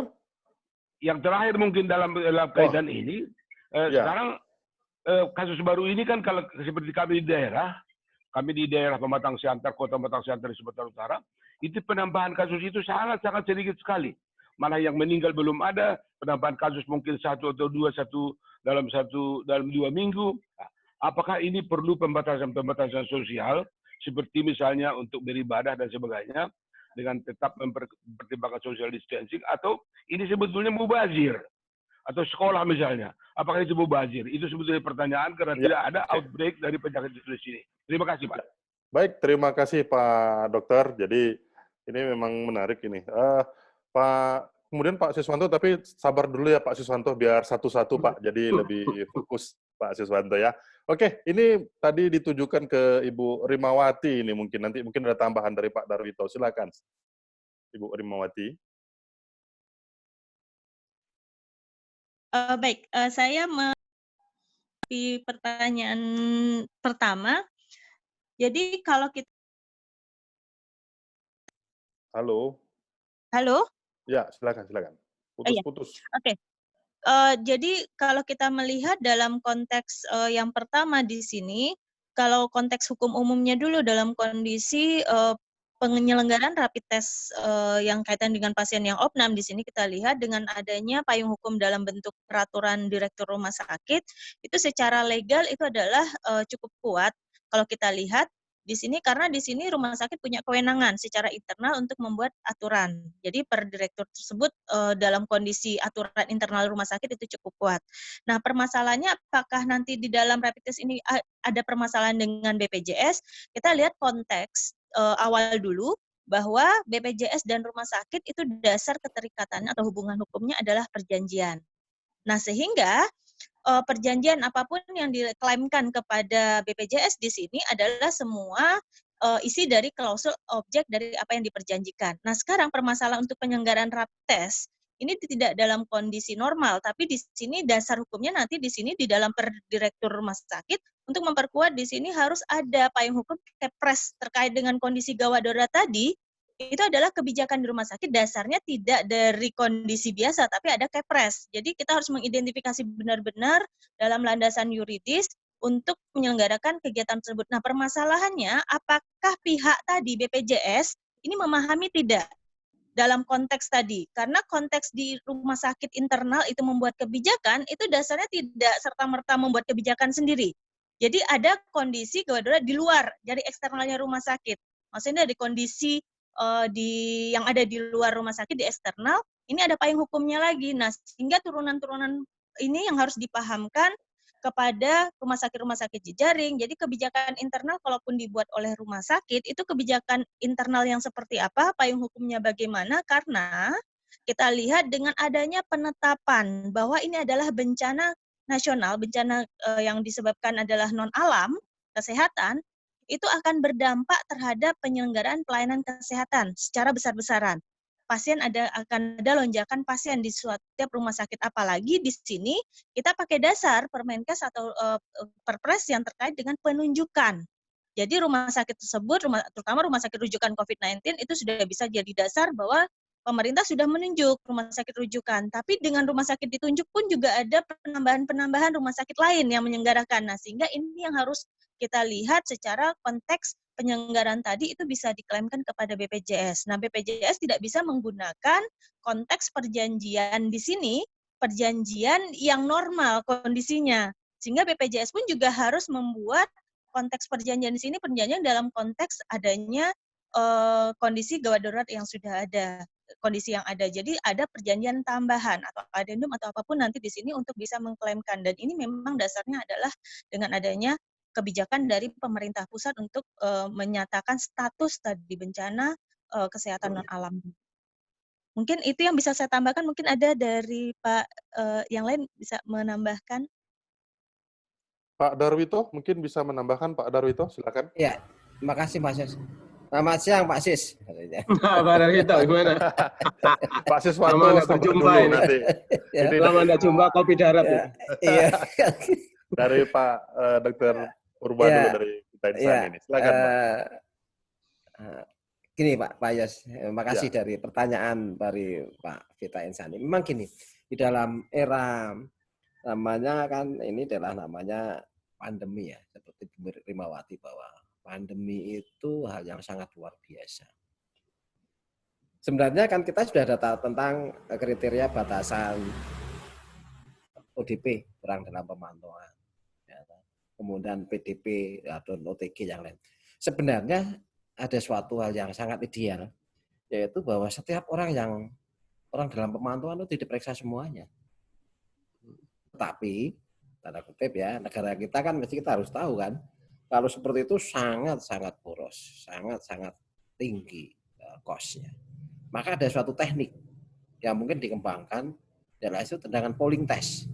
Artinya dengan adanya suatu klaster tertentu, di mana tempat tertentu, di situ kalau ada ODP, maka seluruhnya dilakukan namanya pool test. Setelah pool test itu mungkin nanti itu akan sangat efisien. Sehingga nanti istilahnya apa yang dikatakan mau dilakukan suatu karantina lokal RT, RW itu bisa dengan dasar pool test ini. Itu mungkin perlu dikembangkan. Nanti mungkin dari Pak Sis bisa kan bagaimana pool test ini karena lebih efisien dan itu mungkin kita tidak bicara mengenai masalah ini adalah karena kan dari BPJS itu jelas tentang bagaimana yang ditanggung dan tidak ditanggung. Ini masih harus ada. Mungkin dari Rumah Sakit Vita Insani dengan aturan seperti itu jelas bagus. Tetapi apakah ditanggung? Kembali Bu Rimawati lagi, mungkin itu dalam ditanyakan sama BPJS ditanggung enggak. Kalau memang tidak ditanggung, ya itu sebagai konsekuensi rumah sakit tersebut yang mengeluarkan aturan. Begitu. Makasih Pak Yos. Mungkin Pak Sis. Ya, mungkin ya ini menarik ini sebenarnya dari nanti bisa dibahas lebih lanjut ini sepertinya. Oke, baik Pak Siswanto, ada komentar atau atau bagaimana? Terima kasih. Ya, terima kasih Pak Yos. Saya kira ini penelitian yang sangat menarik menurut saya ya. Tetapi gini, mungkin ada baiknya kita samakan persepsi secara konsep atau cara berpikir tentang pandemi ya. Jadi pandemi itu kan sesuatu kejadian yang luar biasa, dan sebenarnya kalau kita mau bagi, pelayanan kesehatan itu bisa dibagi dua, yaitu public good dan private good. Nah, pada kasus pandemi, termasuk penanganan penyakit menular, itu sebenarnya adalah public goods ya. Apa itu barang publik? Barang publik ya secara normatif adalah kewajiban negara. Kewajiban negara untuk memberikan pelayanan, baik itu regulasi maupun pembiayaan kan gitu ya. Jadi sekali lagi baik regulasi maupun pembiayaan. Itu sangat berbeda dengan private good. Misalnya saja apa? Penyakit jantung, penyakit kencing manis itu adalah private good, di mana itu bisa dilepas kepada mekanisme pasar. Nah, kalau di dalam suatu negara mengembangkan asuransi, maka ditangkap di asuransi kan gitu. Nah, poin saya apa? Di dalam public goods ini, maka tadi ada dua hal. Jadi regulasi dan harus tegas dari negara, dan pembiayaan kan gitu. Ada mekanisme yang di backup oleh negara. Nah, ciri khas dari public good biasanya apa? Biasanya adalah ada eksternalitas. Jadi pada contoh tadi, tracing misalnya, itu kalau tidak lakukan tracing, maka akan menular kepada orang lain kan gitu. Maka itu ciri pertama. Ciri kedua adalah marginal cost mendekati nol. Pada katakanlah edukasi untuk cuci tangan, masker, kemudian jaga jarak, itu adalah harus kewajiban pemerintah gitu. Artinya kalau itu ditayangkan lewat TV, ada satu tambahan orang yang melihat, maka sebenarnya tidak akan menambah biaya. Dan biasanya di sini secara umum ada kegagalan pasar gitu ya. Nah, oleh karena itu kalau menurut saya tadi mungkin ada suatu regulasi yang kita gap memang, mestinya ini diatur secara lex spesialis kalau menurut saya. Jadi kita tidak bisa mengacu kepada hukum rumah sakit yang lex generalis gitu, yang umum. Jadi, lah menyangkut tiga hal dampaknya. Jadi kalau aturan hukum itu mestinya harus menyangkut tiga hal. Pertama adalah operatornya sendiri, artinya Vaskes sebagai lembaga. Kemudian kedua adalah nakes, ketiga adalah pasien kan gitu ya. Nah, itu berjenjang ya. Pertama adalah pemerintah sebagai regulator, kemudian manajemen operator sebagai lembaga, di sini adalah direktur rumah sakit, kemudian nakes, dan ujungnya adalah kepada pasien. Ya. Nah, ini menjadi sangat penting. Nah, kalau kita runut kepada regulasi yang ada, kita memang sudah ada seperti undang-undang wabah, undang-undang karantina, kemudian penetapan rumah sakit rujukan COVID, kemudian yang terbaru ada Perpres tentang Satgas misalnya. Kemudian juga yang agak lama, yang agak makro, ada Inpres Keamanan Kesehatan Nasional. Tetapi kalau saya lihat dari regulasi itu, belum ada yang mengatur tentang pelayanan kesehatan ya, yang terkait dengan adanya pandemi. Itu belum diatur dengan tegas. Terus bagaimana mengatur tadi terhubung bahwa ini adalah kewajiban negara, gitu. Karena ini adalah pandemi. Tadi contoh yang menarik misalnya, apakah suatu rumah sakit ya, misalnya boleh melakukan rapid test semua pasien untuk keamanan. Nah, itu ya boleh saja kalau menurut saya, cuma itu klaimnya bagaimana gitu. Kalau ini ada pengaturannya mestinya, kalau dalam pandangan kami, itu adalah public good juga. Jadi artinya bahwa klaimnya itu adalah kepada pemerintah. Pemerintah secara umum yang mengalokasikan khusus anggaran ini untuk mengatasi pandemi. Begitu. Dan ini berbeda banget dengan yang private good, yang dimana bisa diserahkan pada mekanisme pasar. Itulah kenapa sekarang muncul juga beberapa lab swasta menawarkan tentang rapid test dengan berbayar misalnya, atau beberapa laboratorium menawarkan uji PCR dengan berbayar. Kalau menurut saya itu tidak tepat, karena itu memanfaatkan kepanikan masyarakat ya, sehingga katakanlah mengambil sesuatu dari kepanikan masyarakat. Mestinya pemerintah harus tegas, siapa yang harus di rapid test itu siapa, kemudian siapa yang harus diuji PCR itu harus jelas, sehingga ini peran dari pemerintah melalui regulasi menjadi tegas ya. Menjadi tegas sehingga penanganan pandemi ini menjadi lebih tajam, terarah begitu, dan lebih akuntabel. Saya kira demikian, Pak Yus. Ya, baik. Terima kasih, Pak Sis. Jadi ini lebih membuka wawasan, memberikan masukan kepada bahan-bahan atau materi penelitian nantinya. Ya. Karena di sini jelas tadi Pak Sis mengatakan bahwa pandemi ini ya kalau kita di rumah sakit di bagian dari public goods. Jadi di rumah sakit Vita Insani, tapi aturan hukumnya kelihatannya belum ada, Pak, untuk bisa menagihkan itu tadi. Regulasi. regulasinya belum ada kelihatannya. Jadi walaupun tadi disampaikan bahwa kalau pandemi ini sebenarnya itu menjadi public goods. Sama dengan KTP sebenarnya ya Pak ya, gratis saja lah, silakan ngurus KTP kan gitu. Jadi siapa yang periksa mau rapid test atau apapun lah namanya, itu gratis sebenarnya, harusnya begitu. Baik, ini kami hold dulu untuk bertanya online, ini kami tanyakan dulu yang ada di chat ini. Dari Destanul Aulia, penelitian COVID-19 sangat dinamik sehingga perlu batasannya. Kira-kira apa yang menjadi batasan penelitian ini? Mungkin dari Mbak Tari bisa menjawab ini, batasan dari penelitian ini apa? Silakan Mbak Tari. Ya, terima kasih Bang Yos. Ya, Jadi, singkat saja.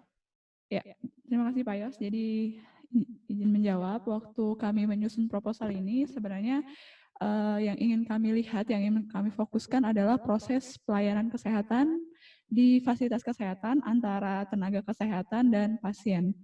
Tetapi jadi batasannya hanya di situ. Kami hanya ingin melihat diskresi apa yang akan muncul, baik itu dari rumah sakit, yang akan diberikan kepada, yang akan diterapkan di suatu pelayanan kesehatan, suatu fasilitas pelayanan kesehatan.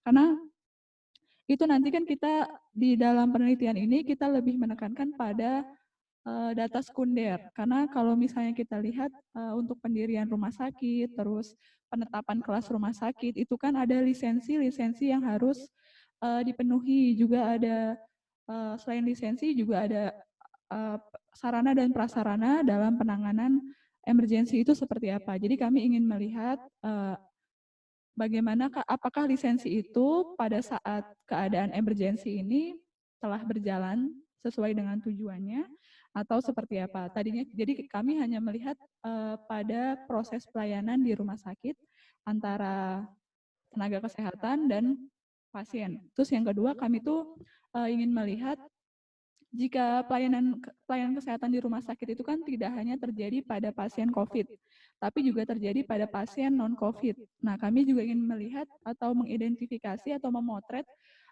seperti apa rumah sakit itu menerapkan aturan-aturan baru dalam pelayanan kesehatan di rumah sakit selama pandemi COVID ini. Itu yang kedua.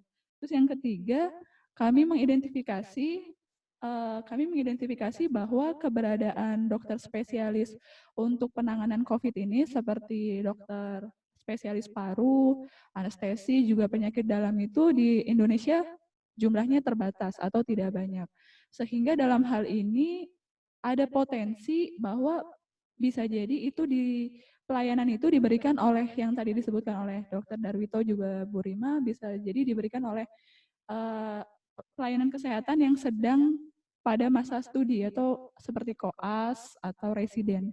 Nah, apabila itu terjadi dan ada potensi kesalahan yang misalnya itu tidak disebabkan kelalaian, tetapi situasinya itu seperti apa pertanggungjawabannya yang akan coba kami dokumentasikan. Jadi tadinya hanya sebatas itu, tetapi kalau misalnya lihat perkembangan ini, perkembangan diskusi yang tadi masukan dari Pak Siswanto itu juga mungkin nanti akan coba kami telaah lebih lanjut, karena betul gap-nya itu untuk pelaksanaan pelayanan kesehatan pandemik di rumah sakit di Indonesia itu belum ada. Tadi juga Bu Rima sudah menyinggung bahwa infectious disease terkait regulasi infectious disease itu juga di Indonesia belum ada. Nah mungkin, tapi ini kami berangkat dari skop kecilnya dulu, hanya terbatas pada pelayanan kesehatan.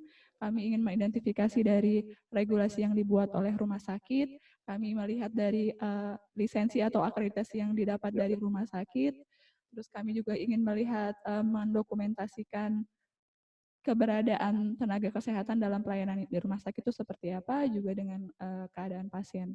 Sejauh ini seperti itu. Baik, terima kasih Mbak Tari. Jadi kami ternyata hanyanya banyak ya, ada 5 apa 6 tadi hanyanya. Jadi itu baru hanya itu. Jadi begitu dari Pak Destanul Aulia, jadi hanyanya jadi bisa dilihat dari mulai dari organisasi, rumah sakit, SDM-nya, kemudian juga perlindungan hukum terhadap ya spesialis, koas, kemudian tentu pasien pastinya. Dan ini studi kasus di Yogyakarta. Dan seperti di awal disampaikan bahwa ini adalah studi riset dokumentasi, jadi kita lebih banyak melihat dokumentasi karena cepatnya pergerakan perubahan peraturan di tengah pandemi ini. Kemudian juga ini dari chat dari Ibu Putu Eka, cuman mau komentar, berarti tidak diharapkan atau tidak diinikan untuk Pak Ilham untuk mengomentari. Jadi cuman komentar. Tadi ada speaker kedua, Pak Ilham, tadi yang mengatakan bahwa surge capacity adalah konsep yang baru. Sebenarnya konsep ini sudah ada, berkembang sejak Badai Katrina tahun 2005. Referensi mengenai surge capacity mulai banyak di tahun 2006. Bahkan di GCI sudah membuat checklist untuk rumah sakit di tahun 2009. Ya, mungkin source-nya baru di Indonesia, tapi di Katrina sudah lama. Kemudian dari Pak John Henry, apa konsekuensi hukum bila mana rumah sakit mengeluarkan kebijakan pembatasan pelayanan? Nah, ini menarik ini, bagaimana konsekuensi hukumnya gitu, karena ada ketakutan juga. Jadi di rumah sakit ini, bagaimana nih? Mungkin dari Pak Darwito ini mungkin bisa komentar terlebih dahulu, Pak Darwito, terhadap pertanyaan dari Pak John Henry ini. Apa konsekuensi hukumnya, Pak? Atau di sisi lain seperti apa nanti rumah sakit kalau menolak pasien ini? Silakan Pak Darwito. Oke. Artinya kita tahu ya bahwa pandemi artinya itu kan kondisi kedaruratan, bukan perorangan. Kedaruratan yang bersifat global, termasuk seluruh Indonesia. Artinya masyarakat Indonesia. Sehingga rumah sakit itu berada di mana? Kalau di Indonesia, dia terikat, namanya adalah bagaimana melayani pasien. Yang menjadi problem pemerintah ini salah satunya adalah kalau di dalam rumah sakit ada suatu pasal dalam undang-undang rumah sakit bahwa orang gawat darurat aja wajib hukumnya untuk dilakukan pertolongan. Nah, ini dalam arti kedaruratan yang bersifat lebih bukan pribadi tapi perorangan. Mestinya dia adalah terikat. Kalau memang seperti itu, rumah sakit menolak, maka pemerintah dalam arti pemerintah daerah wajib untuk menutup karena dia tidak melanggar satu peraturan bahwa dalam keadaan darurat maka dia wajib untuk membuka. Bagaimana dia sumbangsihnya terhadap masyarakat. Begitu. Sehingga tidak ada celah untuk menolak. Kalau dia menolak, maka itu sebenarnya tergantung law enforcement dari pemerintah daerah dalam arti dinas kesehatan atau pemerintah daerah mau menetapkan enggak bahwa adalah suatu peraturan yang jelas bahwa rumah sakit dilarang menolak pasien dalam keadaan gawat darurat. Nah, ini yang gawat darurat adalah lebih banyak lagi. Namanya adalah COVID, pandemi. Mungkin gitu Pak Yus. Iya, oke. Berarti terutama dalam gawat darurat itu tidak bisa. Ya, mungkin di beberapa webinar atau pelatihan yang di bagian bencana itu pernah disebutkan oleh Dr. Hendro Watatmo bahwa mungkin bisa ditunjuk 2 atau 3 rumah sakit yang hanya melayani COVID saja gitu. Jadi tidak melayani yang lainnya. Jadi itu mungkin juga bisa bagi masyarakat jadi lebih jelas juga. Oh, yang ini ada COVID-nya. Oh, yang ini nggak ada gitu. Jadi ada keberanian juga. Tapi mungkin dibahas di tempat lain itu Pak Darwito. Gini Pak Yas.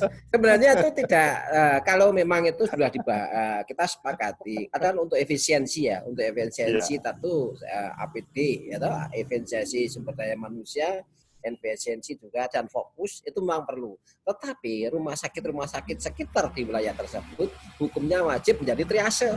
Nggak menolak, saya nggak menolak pasien COVID. Ada triase, dia kirim ke rumah sakit rujukan yang ditunjuk oleh pemerintah kota dan lain-lain. Ya. Gitu Pak Yas. Oke, baik. Terima kasih Pak Darwito. Ini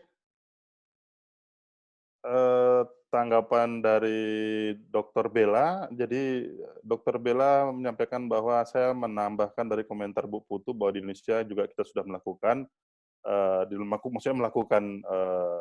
surge capacity tadi di GCI. Dalam Hospital Disaster Plan juga sejak tahun 2008 sudah masuk surge capacity dalam menyiapkan Hospital Disaster Plan-nya. Begitu juga dalam standar emergency, medical team, sudah ada aturan terkait surge capacity. Hanya saja mungkin ini menjadi lebih kelihatan karena bencana pandeminya di seluruh dunia. Sehingga semua mata menjadi melihat ini. Sehingga konsep surge capacity menjadi sepertinya baru. Bisa dikatakan baru untuk pandemi COVID, mungkin iya, tapi bukan untuk konsepnya. Ya, ini ditanggapin oleh Bu Dr. Bella. Ya, ini dari Bu Putu lagi, pertanyaan untuk tim peneliti, apakah nanti penelitian ini sampai melihat kontrak antara dokter dengan rumah sakit? Karena sekarang sudah mulai ada rumah sakit yang mereview kontrak dengan para dokternya, yang dapat diduga diakibatkan karena menurunnya kemampuan keuangan rumah sakit. biasanya banyak pendapatan dari pasien non-COVID, namun dengan adanya pandemi, maka kunjungan pasien non-COVID ikut menurun drastis. Kontrak dengan dokter direview dalam arti ada penyesuaian fee atau insentif dokter, bahkan ada komponen-komponen insentif yang dicabut. Mohon komentarnya, terima kasih. Ini Mbak Tari, silakan ini mau komentar atau menunjuk dari tim peneliti yang menjawab dari komentar dari Mbak Putu ini. Silakan Mbak Tari. Ya, terima kasih Pak Yos. Terima kasih Mbak Putu atas pertanyaannya. Jadi dalam hal ini mungkin kita memang dalam penelitian ini akan lebih menitik beratkan pada data sekunder. Nah, kita juga akan melihat isi kontrak, tetapi untuk isi kontrak itu yang kami telaah adalah mengenai status isi kerjasama rumah sakit dan tenaga kesehatan. Dan dalam hal ini kami secara spesifik ingin melihat kompetensi dari tenaga kesehatan tersebut. Karena yang ingin kami lihat adalah tanggung jawab dan perlindungan hukumnya. Tanggung jawab dalam hal ini adalah tadi itu, karena kalau misalnya situasinya di rumah sakit, kan ada potensi-potensi itu terjadi pasti tanggung jawab renteng. Jadi untuk memperjelas kedudukan, kami akan melihat tidak hanya kontrak kerja antara rumah sakit dan tenaga kesehatan, tapi kita akan lihat hospital bylaw-nya, kita akan lihat medical staff bylaw-nya. Jadi di situ kita ingin melihat kedudukan antara 3 subjek, yaitu rumah sakit, apakah telah melakukan sesuai dengan ketentuan sebagai fasilitas kesehatan, telah memenuhi baik itu akreditasinya maupun sarana prasarana yang harus disiapkan. Kemudian pada tenaga kesehatan, subjek tenaga kesehatan kita akan melihat STR mereka, terus SIP dari mereka, juga kompetensi mereka pada penyelenggaraan pelayanan kesehatan COVID, dan pada pasien kita akan lihat status dari pasien, dan juga misalnya seperti yang terjadi di NTB itu banyak pasien yang tidak mau dirawat di rumah sakit. Jadi artinya dalam hal ini tanggung jawab tidak hanya diserahkan kepada rumah sakit maupun tenaga kesehatan. Nah, sejauh ini yang menjadi fokus kami dalam penelitian ini. Kami hanya ingin melihat apakah dokumen-dokumen dalam hal ini yang memang telah disiapkan sebelum keadaan bencana non-alam melalui akreditasi atau disaster plan rumah sakit yang memang seharusnya sudah ada, itu dapat bekerja pada gejala pada saat pandemik yang terjadi. Kurang lebih seperti itu mungkin. Oke, baik. Terima kasih Mbak Tari. Jadi memang kalau mau dilihat semua aspeknya banyak sekali, tapi sudah juga dibatasin, jadi mungkin tidak sampai melihat kontrak ke arah finansialnya, tapi lebih ke arah tatanan dalam peraturan. Mungkin untuk mengakhiri ada satu pertanyaan dari Pak Slamet Riyadi. Pak Slamet Riyadi, silakan dibuka mic-nya. Mohon maaf, Pak Slamet Riyadi ini dari mana, dan silakan pertanyaan, karena ya, silakan Pak.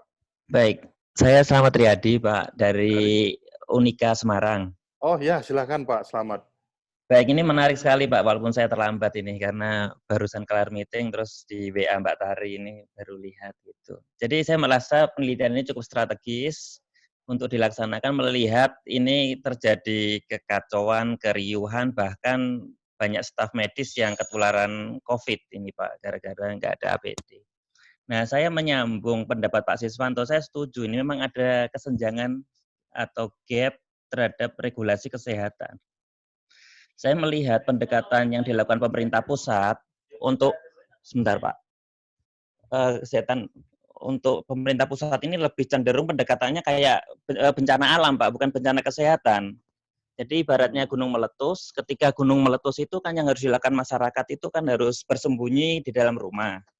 Nah, jadi menunggu gunung meletusnya selesai begitu. Nah, sementara ini kan wabah penyakit. Jadi yang dilakukan adalah masyarakat ini cuma diminta masuk ke dalam rumah gitu. Nah, sehingga pemerintah ini sekarang ini lebih sibuk menyiapkan social safety net. Nah, mengabaikan kesehatan. Nah, sehingga yang menjadi taruhan memang ini Pak, kesehatan masyarakat secara jarang panjang, bahkan membahayakanlah keselamatan para tenaga medis termasuk manajemen rumah sakit ini yang memang betul-betul kebebanan gitu. Jadi memang tadi saya melihat ini strateginya nggak siap begitu. Nah, ini moga-moga dari penelitian ini nanti bisa melihat kaitan kekacauan atau apa ya, ketimpangan di bawah yang terjadi di lapangan itu dikaitkan secara makro, Pak. Karena ini saya lihat pemerintah memang betul-betul gagap begitu. Nah, mungkin dari penelitian ini bisa menjadi lesson learn yang berikutnya bahwa ketika bencana kesehatan itu ya pendekatannya ala bencana kesehatan, termasuk search capacity ini harus segera dipersiapkan. Begitu Pak masukan dari saya. Oke, baik. Terima kasih Pak Slamet dari Unika Semarang. Jadi memang betul Pak, ini penelitian ini semoga ada manfaatnya pastinya, yang kita harapkan bisa memberi masukan atau tambahan kepada pengambil kebijakan atau pengambil keputusan di tingkat pusat atau di daerah. Tapi karena ini statusnya di studi kasus di Yogyakarta, jadi mungkin secepatnya atau sebaiknya digunakan untuk pengurusan di tingkat Yogyakarta. Baik, ini bagaimana Mbak Tari, apa satu pertanyaan lagi atau kita cukupkan karena mengingat waktu kurang lebih sekitar 10-an menit lagi? Ya, atau ada satu lagi mungkin Ibu Bapak yang ingin menanggapin atau bertanya? Ya, ini dari chat saya bacakan, alhamdulillah bagus sekali penelitian ini. Ini dari Chandra Eka Puspitasari, Ibu Chandra Eka Puspitasari. Untuk daerah NTB memang sudah beberapa pasien mencoba kabur karena stigma di masyarakat di mana terkait dengan culture yang ada. Sedang sejauh yang saya pahami, memang keterkaitan kerjasama dan koordinasi antar Vaskes sangat jauh dari baik untuk menangani pandemi. Demikian pula yang saya lihat di Dinkes Provinsi di awal-awal pandemi, meski semakin hari semakin ada peningkatan. Ya, jadi ini terkait culture juga, budaya masyarakat. Jadi kalau nginep mungkin di rumah sakit karena pandemi, jadi lebih jelek atau bagaimana, mungkin terkait culture. Tapi sekarang koordinasi sudah menjadi lebih baik. Ya, mungkin pembelajaran dari kejadian selama mungkin mulai dari awal Maret disampaikan bahwa Indonesia sudah mulai ada kasus COVID-19, sampai hari ini, jadi bulan Maret, awal Maret disampaikan, Maret, April, nah ini sudah masuk ke bulan ketiga ini, jadi semakin banyak belajar. Baik, Ibu Bapak, jika ada ingin komentar atau masukan atau pertanyaan, silakan kami beri waktu. Silakan raise hand. Ya, sepertinya tidak ada lagi ini yang bertanya atau yang memberi masukan. Baik, terima kasih. Kami moderator, saya Yosendra, mengucapkan mohon maaf dan terima kasih kepada pembawa pembicara Mbak Tari, Mas Ilham, Mas Fahmi, kemudian dari pembahas kita ada Pak Darwito dan Bu Rimawati sebagai pembahas di proposal penelitian terkait aspek hukum di bidang kesehatan, terutama untuk di rumah sakit di era COVID ini. Sekali lagi, kami mohon maaf jika ada kekurangan atas penyampaian materi di siang hari ini. Baik, kami tutup dengan ucapan terima kasih Pak Mbak Tari, Pak Mas Ilham, Pak Darwito, Bu Rimawati. Sampai ketemu di sesi webinar lainnya. Assalamualaikum warahmatullahi wabarakatuh.